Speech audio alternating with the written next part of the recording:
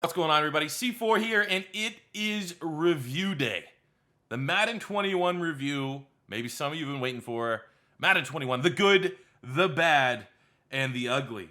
Now, this review might be a little bit different than some of the other reviews you've seen on YouTube. I feel like it's going to be a middle ground review.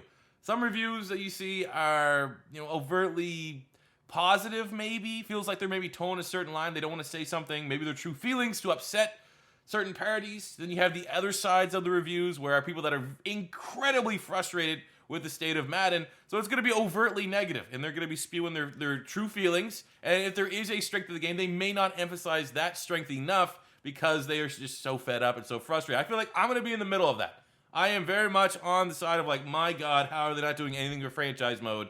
But in the same regard, I'm playing this game throughout the year so that when there is a positive, when there is a strength from this Madden 21 title, I'm going to emphasize that so that when it all said and done, when I give it my score, you can make your own informed decision based upon how much you trust my opinion, whether or not you're going to buy the game, whether or not you're going to wait for it to go on sale, or if you're going to skip this title in general. So I'm going to break it down. We're going to look at franchise mode, face of the franchise, the yard, and then finish up with gameplay and everything else. So let's just get right into it. Franchise mode. Unless you've been living under the rock, you've probably heard of the uprising on social media, the hashtag Fix Madden franchise movement. And while I've definitely supported that movement, I do think it lost a little bit of steam. I thought like the movement at some point, some people that were very vocal tried to make it about themselves, tried to direct eyes on their content versus really just trying to get attention and make this Madden game as good as possible. So for me, there is one man. He might not want this responsibility, but he's, without a shadow of a doubt, in my opinion, the leader of fixing Madden franchise. And that is Deuce Douglas. Puts pen to paper, comes up with concepts, able to properly articulate and build prototypes of exactly what we want in franchise mode. He made a full outline of what we want, and it looks exceptional. So go check that out. Go support him. And in my opinion, I mean, there's no leader, but if there had to be an unquestioned leader of this movement, the guy that's doing it the right way and truly has no other intentions outside of just making franchise good, Deuce Douglas is the guy that I'm following into battle. So, Fix Madden franchise got a great response. We were able to get, Sean Grady, developer at EA, developer at Madden, to be able to come out and say, hey, we hear ya, and we're going to release this roadmap, and they give us some features that they're going to try throughout the Madden 21 cycle to patch in, and they're like, some pretty good things, being able to customize X Factor and Superstar abilities, getting career stats on the player pages, and commissioner tools, and all this stuff that's pretty good. And unfortunately, when I'm giving this review, I can't grade it based upon what we might get in the game because there's no timeline of when that's going to happen. So franchise review is just basically what is actually in the game right now. But, we're going to just spin that right into the only positive the franchise mode for Madden 21 is we got maybe a commitment to franchise mode in Madden 22. They kind of laid out the land of what we want in franchise for Madden 22, talking about relocation, scouting, coaching, all that stuff. And they're saying that, essentially, at least we have something that can kind of hold them accountable in case Madden 22 takes a weird turn, I guess. That is literally the only positive for franchise mode in Madden 21. I guess you could also say it still exists. They didn't remove them. They didn't remove the mode. Negatives, everything's negative about it, if I'm going to be completely honest with you. There's 0 new features, not one new feature in this mode. No coaching carousel, no scouting. Everything is exactly the same. It's copy and paste bugs that actually maybe makes me more frustrated than anything. Like you still have that hold A to reorder bug once you look at your draft board during the draft. You have offensive and defensive rookie of the years being won by veterans. If you watch my rebuild for the Washington football team, Nigel Bradham, guy's like 30, won the Super Bowl with the Eagles. He won defensive rookie of the year. Everson Griffin was on the list. It almost feels like anyone that signs as a free agent gets kind of grouped in with the rookies. I don't know, but that's still a bug. Editing draft classes. I mean, that's a little bit more niche because not everyone does that, but it's still as brutal and buggy as ever. It's incredibly frustrating. Anytime you get copy and paste bugs from a game just previous, like that's what the beta's for. The beta is to be, hey, these are the bugs that we reported during the beta. Oh, and they're still in the game? Oh, very frustrating, borderline, completely unacceptable. The menus, I play on PC, and the menus this year are buggy and slower than Madden 20. That's one of the biggest differences from playing on console to playing on PCs. On PC, the menus are lightning quick and there's no load times. But right now, PC and console, it's incredibly laggy. The only thing I'm going to talk about Madden Ultimate Team in this video, because I don't play that mode, is again, I think Madden Ultimate Team mode players are saying that the menus are very, very slow. They don't feel optimized, which is exactly the same case here in Franchise. It's really, really bad. And I've had buggy menus. You know, when you play your franchise mode and you get that little prompt, you're like, hey, here's 4 or 5 guys that you have a skill point to spend. I personally, I don't really care about my bench guys. I just want to get to my starters, but I actually have been unable to go up and down and kind of just sort through those menus to spend my skill points. It just doesn't work. I got to back out, and it's just, it's really buggy. The menus are not optimized. There's less relocation teams than there was in Madden 20. I think because they imported some of the relocation assets into Face of the Franchise for your high school teams, they decided just to remove them completely from franchise mode. So literally, a mode that should be very important to the core of Madden Franchise being relocation. Not only has it not been touched in X amount of years, like 5-6 years, there's actually less options in Madden 21 than there was in Madden 20. Another thing that I'm going to have to highlight is that I still have not seen any dev trait upgrades for offensive linemen. This was an issue in Madden 20 because there's no way for an offensive lineman to get an ability. If they draft them and they're bronze and they're just normal dev, you're never going to be able to get them to go up to star or superstar unless you manually do it yourself and set up some sort of house rules. And the fact that, especially in Madden 21, where there's so much importance on the defensive line play. Defensive line is what they went all in on for the gameplay. There's whole new pass rush moves, pass rush styles, and the fact that that is the strength, and you have defensive tackles and defensive ends and edge rushers that constantly will be able to go up dev traits based upon their stats and stuff. You need to be able to have that balance. You need if you have an offseason where 5, 6, 7, we'll say 10 new players on the defensive side of the ball went up dev trait and got brand new abilities, you need to at least have some way to continue to keep that balance with young offensive linemen. And there is no way that happens right now. I'm not going to, maybe I just haven't seen it. I've done about 15 full seasons of Madden 21 in franchise mode, and I haven't seen it. So maybe it's incredibly rare, and it could technically still be in the game, but I'll just make the assumption that it's not, and that is very, very... why? Why wouldn't you? Literally what I said makes sense, right? You need to keep that balance of the game between offensive and defensive lines, and that's just not there. So it's very frustrating that's just, everything about franchise mode is very frustrating.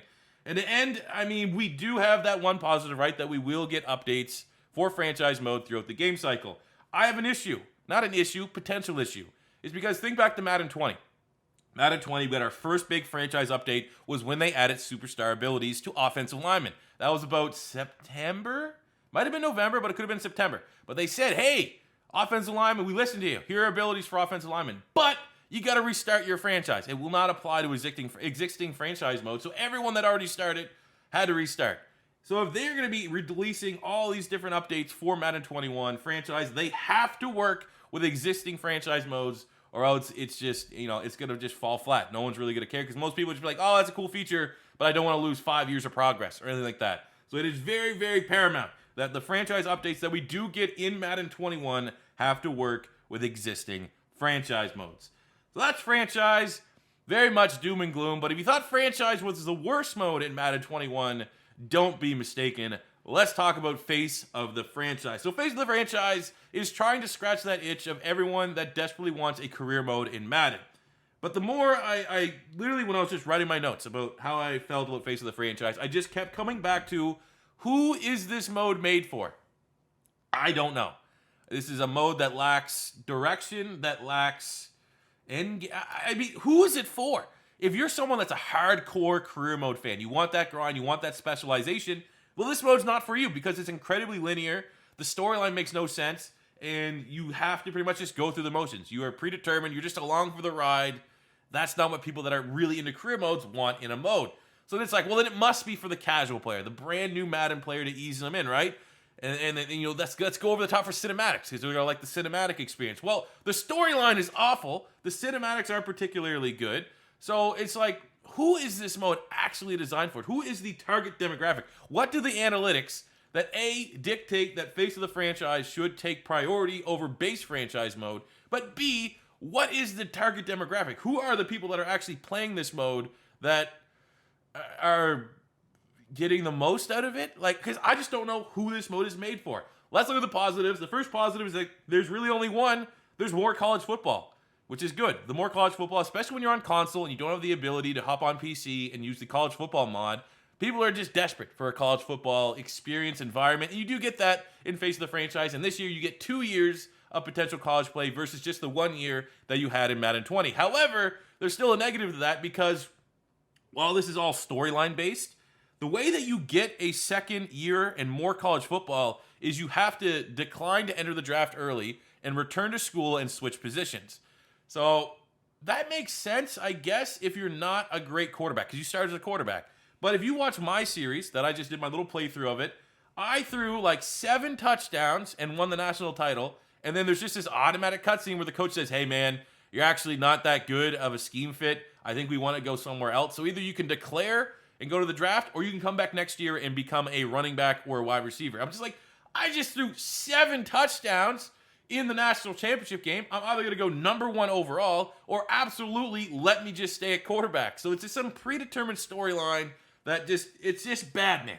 The storyline is bad. There's no uniqueness. It's linear. You get benched for some reason junior year because there's like a rotation, which makes no sense. In your junior year, you get to play the first game of the college football playoff. In mine, I think I threw 5, 6, 7 touchdowns. And then for the next game, they're like, oh, we're going to bench you. We're going to play this other guy. And then eventually the other guy who has like heart issues, I guess, has to come out and you get to go finish the season. But it's just the storyline makes absolutely no sense. It's very, very easy. The level of difficulty is extremely easy, which makes me believe that this mode is really designed for people that play on like rookie difficulty. Because I think you'd have to try and play bad in the high school and college games to not throw 5, 6, 7 touchdowns. So the difficulty is just everything about it. And then the one thing that I thought might be exciting was they said that you get to go to the combine this year and participate in the iconic 40-yard dash. It's a cutscene. If you've ever played any Call of Duty storyline where it's the cutscene, it's the exact same thing. It's not a mini game. It's not something that you can button mash and actually have control over how well your player performs. It's all predetermined. It's a glorified cutscene. Definitely dropped the ball on this one. And the times are predetermined based upon your position. If you're a quarterback, I think you run something in the 4.5s. If you're a running back, you run 4.35. If you're a wide receiver, you run a 4.30. No matter how well you perform in the mini game. So it's like, why? Why? You messed that up? Just make it a mini game and just have a scale based upon how well you hit the buttons. And at the end of it, when all is said and done, as it stands right now, this could get patched. I mean, the official game doesn't drop until the 28th, but everyone gets drafted by the Bears. You have this fork in the road where you can either pick, go to your favorite team, or you say, hey, let's just keep on with this awesome storyline and see where it takes me, and everyone just gets drafted by the Bears. So who is this mode made for is all I can say at the end of the day. And if you think Franchise is bad, I think easily the worst mode in this game is Face of the Franchise. And I think Madden would be doing a disservice to its consumers by continuing to push Face of the Franchise. It's not it. Transition more to the avatar and the yard, which we'll get into. Get away from Face of the Franchise and put all those assets and all that development time into base core franchise mode. So the yard. The yard is really fun. I think that this will be the selling feature for a lot of people that are on the fence about getting the game.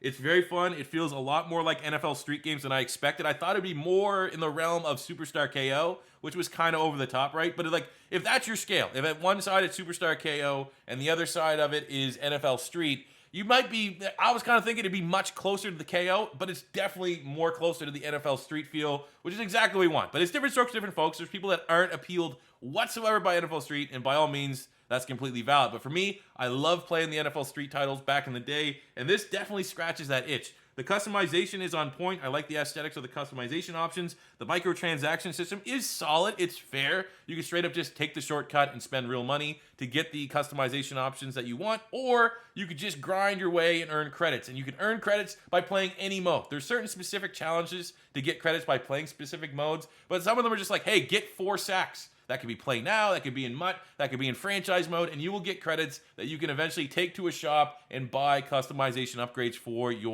the yard player, your avatar here in Madden 21. I think that's definitely the way they could have went. They could have went somewhere completely in the opposite direction and had a very horrible microtransaction system, but I think we got to commend them. It's very, very fair and reasonable. There's a season style of content drip. Like right now, if you hop in, when you get to hop into the yard, it says Season 1. And I'm going to make an assumption here that, like, all right, here's your season 1 cosmetics. And then at season 2, for everyone that kind of maybe grind it too hard in season 1 and there's nothing else for them to earn, then they'll come back for season 2 and get all the new content. Kind of similar to Call of Duty. I think that's a really good system to have. Helps the life cycle, helps the lifespan of the game. Really, the only negative for the yard is that there are some bugs. If you watch my Twitch stream, I just hopped in. We played like 2 hours of the yard. I was having a good time. But every now and again, there'd be a game that I'd straight up just have to restart because there'd be invisible players and some glitches and stuff. But I'm going to guess that before the official launch on the 28th, they will have a patch that solves a lot of these bug issues.